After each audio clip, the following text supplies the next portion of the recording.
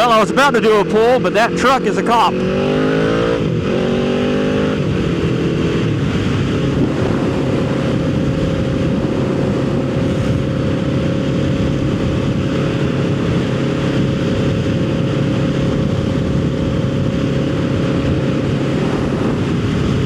Yeah, 75, 4,000 RPMs. All right, guys, welcome back. We're going to try to get a video kind of in the can here, honestly. For when I have a day. As y'all know, I try to do one of these once a week. I try to put them out on Wednesdays, middle of the week. So I learned that with my work schedule, sometimes I need an extra one early on, hopefully. But how are y'all doing today? It is a beautiful day. We're on the VMAX again. Wearing Sedici gloves, my summer jacket, which is a mesh jacket, and my Bell helmet. And other than that, we're going to work. So I'm just wearing my trousers and boots. For those that don't know, I treat gear like threat levels. And if I'm not being extremely dumb, as some people like to tell me I am, I simply wear pants and boots. Again, I'm not going to get on here and preach at y'all. If you like to ride without a helmet, you're an adult. If you're not an adult, listen to your parents. Don't listen to some dude on the internet. Especially not on something that can hurt you. You know, let's talk about that a little bit. Let's talk about listening to your parents. There are some parents, I'll be frank, you shouldn't listen to. I think I've touched on this before in videos. If not, I used to have a Grom. I absolutely loved the Grom. But as my rides got bigger and I started doing longer rides, the Grom kind of fell out and just sat there. It's why I don't recommend a Grom for a first bike. A Grom is a scooter replacement, in my opinion. There's another cop. And there's nothing wrong with them. I love them. They're great fun. If the go-kart track by me starts doing mini moto days, I'll get a Grom-like bike again to do mini moto days. But I will not get a Grom again just to have a Grom, I don't think. For those reasons. But when I had a Grom, I was helping a veteran move. One of a friend's friend.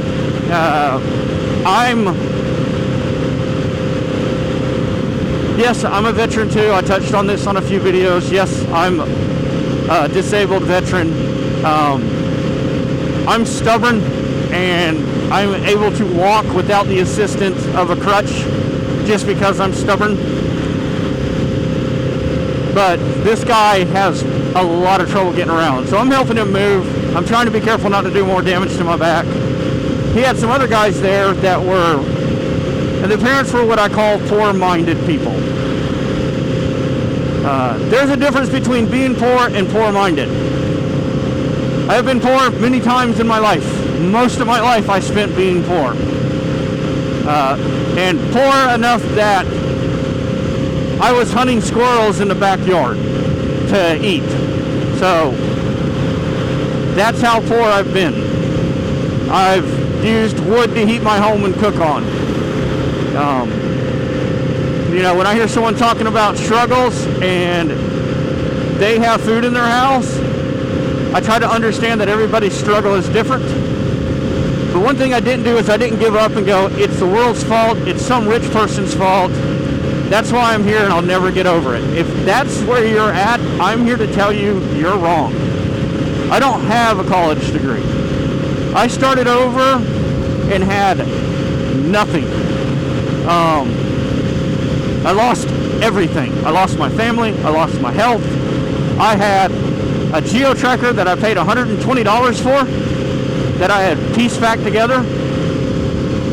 I had a trailer that renters had completely destroyed. So that was the only thing I had left, was that trailer that was worth anything.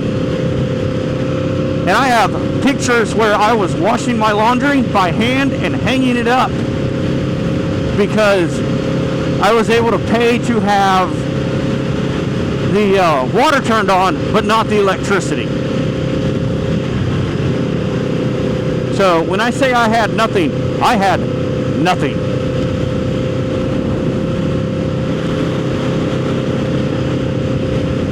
I didn't have money when I ruptured a coolant line to buy coolant to put in the $120 Geo tracker.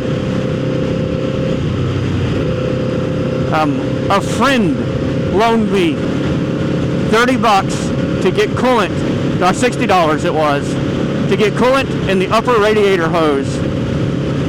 And I put the upper radiator hose in and coolant in, and it took me a month to get $60 to pay him back. That is how broke I was.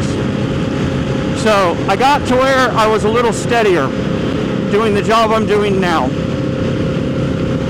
And I had bought a Honda Shadow because I needed something that wasn't me and my ex-wife. Because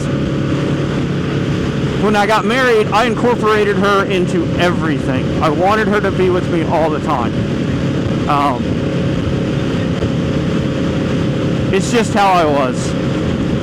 So the Corvette was linked to her. All the race cars were linked to her. Video games were linked to her. Everything except for fishing was linked to my ex-wife. And fishing was linked to my ex-wife because when the marriage got so bad and crippling depression, and I was just sitting in the house by myself every day for most of the day, if I was off, I would go fishing because I just couldn't be in the house anymore. And so she started complaining that I replaced her with fishing. So even fishing, even to this day, 11 years later, I feel guilty if I go fishing. I just do. So everything was. So a friend came over and he said, "You got to ride my bike." And I hopped on this big, tall, I think it was a KLR actually, which is one of my favorite motorcycles now. Rode it up and down the street, and the next day I was at a Honda dealership. But I got this Grom, and for those that don't know, when I got my Grom, you could pick one up for $3,500. I think I was $4,200 into it, including the loan payoff, like that including interest. And it was $98 a month. That's what my Grom cost me. And insurance was stupid cheap, and it got 120 miles to gallon.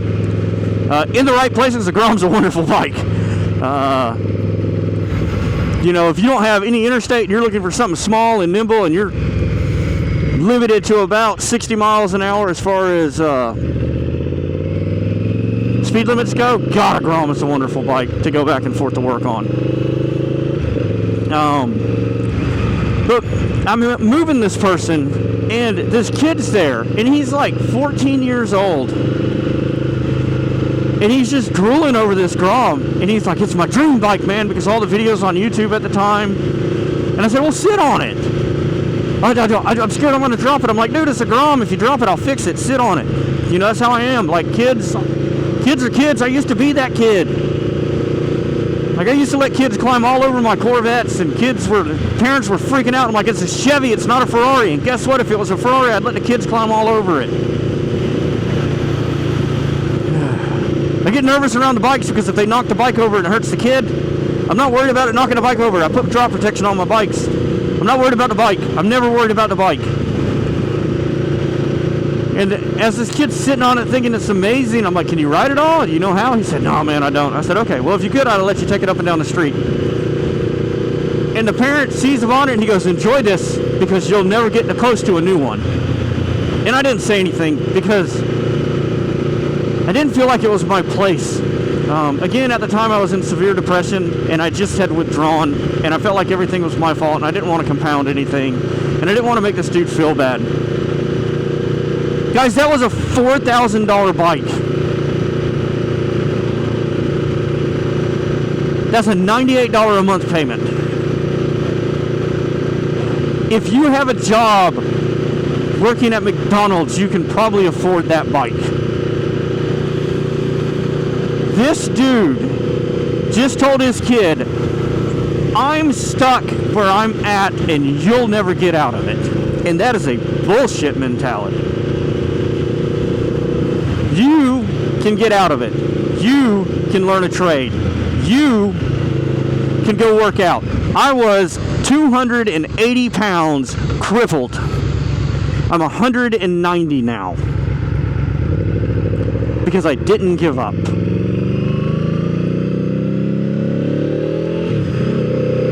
And I'm to the point now where if someone tells a kid, you'll never be able to afford that, I say something. Don't you do that to your kids. Don't do that to any kid. If you've given up and you want to live in your poor mentality mindset of, oh, poor me, and this world is against me, and that's my fault, then you go ahead and do it. But I'm going to show kids, and I'm going to show people on this channel what they can do to get out and have a good time and live their life. And yes, I'm probably not going to get that Lamborghini or that Ferrari. To be honest, if I had the money right now, I wouldn't do it.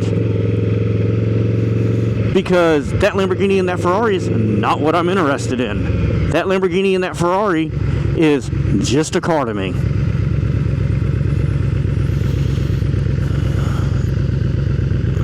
You know, I'd rather have a Ford Raptor. I'd rather have a TRX. I'd rather have an H1 Hummer. And that's just personal preference. But we're not going to give up. You know, if you're on that channel and you take one thing away from it with me, don't give up. Keep working towards those goals. Write those goals down. Set those goals. Put those goals out in the universe. I will do this. I will make it. I can do this. You know, and if you do that, you'd be surprised how many of those goals, opportunities will pop up. Now, do not look the universe's gift in the mouth and piss them away. If you put on that paper, I'm going to make $1 million in 3 years, don't you walk over a penny sitting on the ground, because the universe just gave you a gift towards that goal, and if you ignore that penny, you're pissing that gift away, and you'll piss the universe off. And you can say foo-foo, whatever, that's fine. Give it a try. Just try it. But guys, if you're stuck in a place and you don't think there's a way out, I promise you there is. Don't just give up. Don't just be like, oh, there's nothing I can do, and poor me. Don't do that. Don't. Because when you do that, when you give up, you know, that's when you fell. That's when you fall. And don't do that to your kids. I don't care how bad it is. Don't do that to your kids. Like, you know, it's infuriating to me. I'm sure that's coming across like that. You know, when you put these kids in a world and you tell them they'll never be able to do something, it's, you know, there's a trade they can learn. They can become a mechanic. They can do what that dude's doing over there, being an HVAC tech, make really good money. You know, there are options out there. Go for it, man. Kids, if you're watching this, don't give up on your goals. You can do it. If somebody can make money doing it, you can do it. Anyway, guys, I love y'all. I'm at work. I've got to put air in the tire because it's gone bad. Hey, there's my old brother-in-law. We're still good friends. But, yeah, life's an adventure. Get out there and live it.